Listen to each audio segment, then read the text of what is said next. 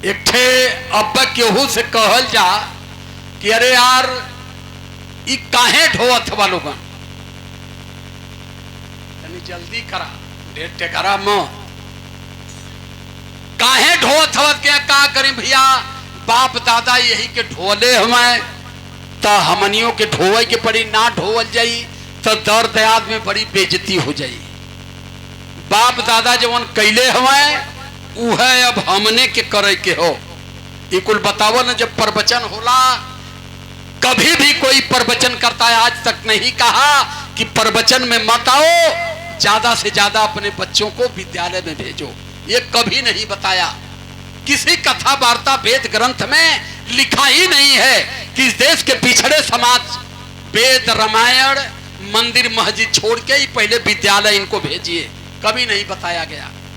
एक ठे गांव में एक ठे आन्हर रहो, अब तर्क पर पहले बात के सिद्ध कर देते ही, आन्हर रहल बेचारा, वो अनहरा के गांव वाले टेकवावत टेकवावत एकदम परेशान रहे। गांव वाले विचार के कि एक ठे कायदे के कोनो लड़की दुल्हन मिल जाते कर ब्याह करा दिहल जाते। सोचत सोचत गांव वाले अनहरा का ब्याह करा दे। अब ब्याह करो ना, वो ब्याह ओसे करो ना, वो अनहर रहल। अब अनहरा के जिंदगी पड़ल कबाहट में। अब हम एकर बाह पकड़ के ले जाए कि हमार बाह पकड़ के ले जाई, लेकिन अंतर का रहल, अनहरी के थोड़ी थोड़ी दिखाई दे, मने टोई के रोटी वोटी बनाए दे, लेकिन दूरे से कुछ ना देख पावे। अनहरा बेचारे के आटा थमाए दे, पानी थमाए दे, अनहरा अपन खूब पानी डाल डाल के आटा गूंने, आटा गूंद के 8 गो लोई बनावे। 8 गो लोई काहे बनावे कि मैं अनहर हूं, मोरे लौकता ना हो। 8 गो लोई रही तो 8 गो रोटी भी बनी, 8 गो रोटी बनी तो 4 ठे अनहरी खा ले, 4 ठे मौके मिल जाई। वहां ओकर दिमाग रहल। अब वो 8 रोटी बनावे, अनहरी बेचारी बगल में रखे, बिलार आए के 2 ठे लेके चल जाए। आज जब दोनों खाए बैठा है तो अनहरी धीरे से 4 ठे गिन ले, बाकी अनहरा उठेल दे। आया अनहरा जब टोए तो के 2 भेंटा है, कह करे रोटिया ते 8 गो बनल, यही काहे मुके 2 देती। अनहरी कहो मत 4 ठे लेके बाकी तू ही के दे दे लो। गलती है में दोनों में से कौनों का ना हो। गलती कहाँ होती हो? बिलार की। हाँ, बिलार लेके जाते हैं, आंख नहीं हो कि देख पावे। धीरे धीरे 2-4 दिन बीतल।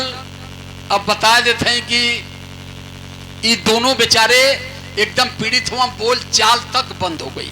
छोटू इन्हान का बोल चाल भी बंद हो गई। अनहरा अनहरी के, अनहरा सोचत हम ओके 2 दे ले, वो सोचत है कि मत 4 ठे लेके बाकी उन्हीं के दे लो। धीरे धीरे 5-10 दिन बीतल। जब 5-10 दिन बीतल तो एक दिन अनहरी बेचारी रोटी बनावत है, रोटी बना के जैसे रखत है वही बिलार बैठल हो रोटी के तलाश में। अनहरी का हाथ बिलार से टच कर गया। अनहरी के दिमाग में बैठ गया कि ओहो, रोटी यहाँ से बिलार लेके जाले, यही बदे अनहरू के हमरे रोटी कम पड़े ले। ता अनहरा से कहला, देखा गलती केहू का ना हो। कहला तो बताओ कि रोटियां अगर बिलार लेके जाती है मुके लौकत ना हो तो मैं का करूं? कहीं डंडा उंडा लेके बैठूं, मारूं, बिलरिया के लग जा तो ही के। कहला ना ना, ई कैले की जरूरत ना हो, हम बतावत है। अनहरी एक ठे थरिया देहलस, एक ठे डंडा देहलस। कहला जब हम रोटी बनाईला तो तू बैठ के थरिया बजावा। अब जब अनहरी रोटी पोए लगल तो अनहरा बैठ के पूरा घन घन घन घन थरिया बजावे। अब वो दिने बिलार दूरवे से देख के आई ना, रोटी बचल 8 4 ठे खैले दोनों बाबू। आज जब 4 रोटी खैला तो दोनों का आत्मा जुड़ाई, और दोनों का आत्मा जुड़ाई तो कुल आपस में बोले चले लगना। अनहरा अनहरी अंगद बाबू दोनों अपन मनो बतियावे चोतियावे लगना। आज जब बतियावे लगना, बतियाओ तो प्रेम भाव बढ़ल आगे। जब प्रेम भाव बढ़ल तो ही बीच में अनहरी गर्भवती हो गई। आज जब अनहरी गर्भवती हो गई, गांव वालन के पता चलल, दऊ के बूझ देहला, तो गांव का माई बहन अपने अपने घर से दूध मेवा ले जाओ के खियावे लगले।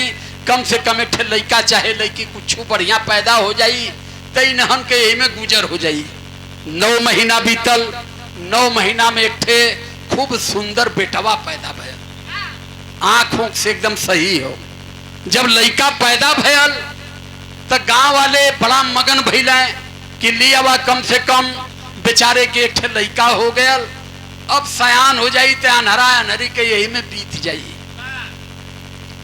अब गांव का मेहरारू बेचारी जूट के अपने घर से तेल ले जाए, अपने घर से दूध ले जाए, अपन लड़का भले तिनिये दाई मिसाए, अनहरा के लड़का के 10-10 दाई मिसती। इतना सेवा होखे लगल, इतना सेवा होखे लगल कि 15 साल में जना कि 25 साल को हो गया। अब गांव वाले चक्कर में पड़ गए कि एक काम करा, एकर बियाह कैदा। लोग जुगाड़ पानी लगाए कि ओकर बियाह करौलाए। ओकर दुल्हन आइल। अब जब दुल्हन आइल तो जब वो दुल्हन रोटी बेले शुरू कैलस तो एकर दुल्हा भी थरिया बजावे शुरू कैलस। काहे? ओकर दादा बजौले रहना, देखले रह कि माई जब रोटी बेले तो दादा थरिया बजावे। अब माई रोटी ना बेलत हो, अब मेहरारू रोटी बेलत हो, तब थरिया हमके बजाना जरूरी हो। अब वो बजावे लगल, उन्हन कभी कटे लगल। धीरे धीरे ओकरे 4 बेटवा बहिना, अने अनहरा के 4 ठे पोता बहिना, चारों बड़ा हो गई ना। चरहुन का बियाह हो गया, घर में 4 दुल्हन अली, अलगुआ भी हो गया, चूल भी 4 ठे घर में हो गई। आज जब 4 ठे चूल हो गई, चारों दुल्हन जब रोटी बनावे तो चारों दुल्हा थरिया लेके तैनात रहो। आज जब वो रोटी बेला शुरू करा तो पूरा घन थरिया बजावे लगे। जब भी कुल थरिया बजाओ तो पूरा गांव जान जा अनहरा के रोटी बनत हो, देखा थरिया का आवाज आवत हो। लेकिन तर्क विहीनता के बिना कोई नहीं समझ पाया कि आखिर रोटी बने ले थरिया काहे बजत हो। एक दिन जौन सबसे छोटकी दुल्हन रहल, पढ़ी लिखी थी, विद्वान के साथ तर्कवान भी थी। वो दुल्हन कहलत कि ये बताओ कि जब यहाँ रोटी बनती है तो ये थाली क्यों बजाते हो? वो कहला ये तो मालूम ना, हमार बाबूजी बजावत रहना। कहला जाओ अपने बाबू से पूछ के आओ। अब वो चारों लड़का गई ना, अपने बाबू से पूछा, कहो बाबूजी जब रोटियां बनैले तो थरिया काहे बजैले? तो ओकर बाबूजी कहले तो हमहू के मालूम ना, हमार दादा बजावत रहना।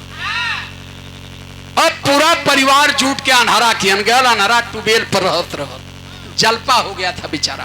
पहले के लोग 150-150 साल जिए, गोदा खाए, चोटा का रस पिए, मोटकी लिट्टी खाए, न शुगर न ब्लड प्रेशर न कुछ जिए, अपने मन का जिए।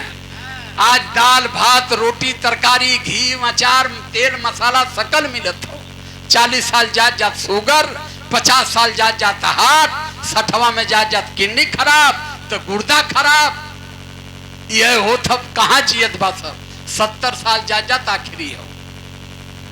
तो वो समय अनहरा कियन गईला, कुल अनहरा से जुट के पूछला कि कहो बाबा ये बतावा कि जब हमारे रोटी बनैले तो थरिया काहे बजैले?